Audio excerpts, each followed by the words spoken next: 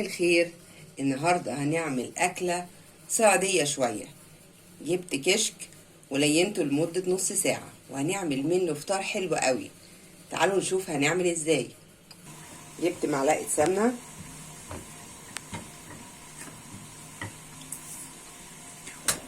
وهكسر بضاية عليها،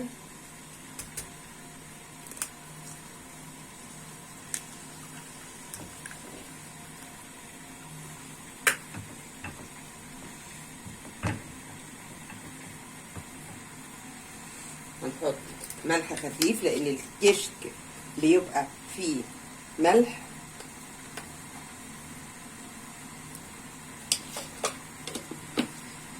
ده كشك صعيدي. اللي يعرف حد هنا مثلا عنده كشك حلو يجيبه، لو من الصعيدي يبقى يا حبذا.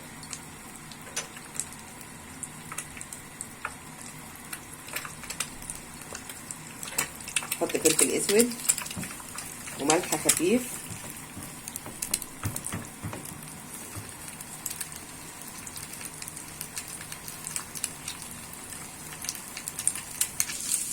كده انا حطيت الكشك على البيض، واللي حابب يضاعف الكميه يكتر البيض. انا حطيت في معادل 5 كشكات.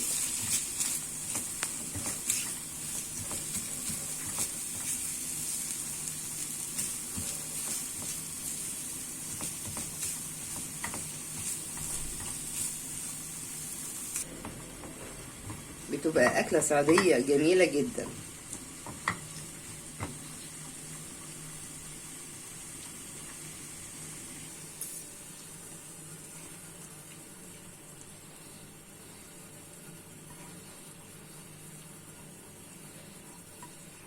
وبقيه الطبق اللي فيه الكشك هنعمله باللبن. هغلي اللبن وارجع لكم. وكده بقيه الكشك اللي انا لينته هحط عليه السكر، ده على حسب الرغبه، ده للتحليه. هنحط معلقتين سكر ولبن كتير.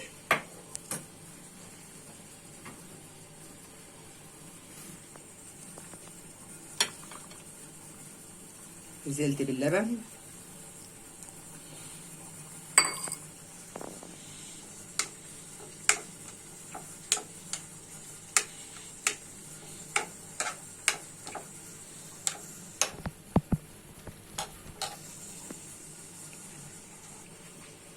وكده. ده فطار جميل جدا وحلو قوي، والكشك بالبيض تحفة وحلو، وباللبن بيبقى حلو قوي. جربوه هيعجبكم قوي. وما تنسونيش في لايك وشير وتفعلوا الجرس عشان يوصلكم كل جديد.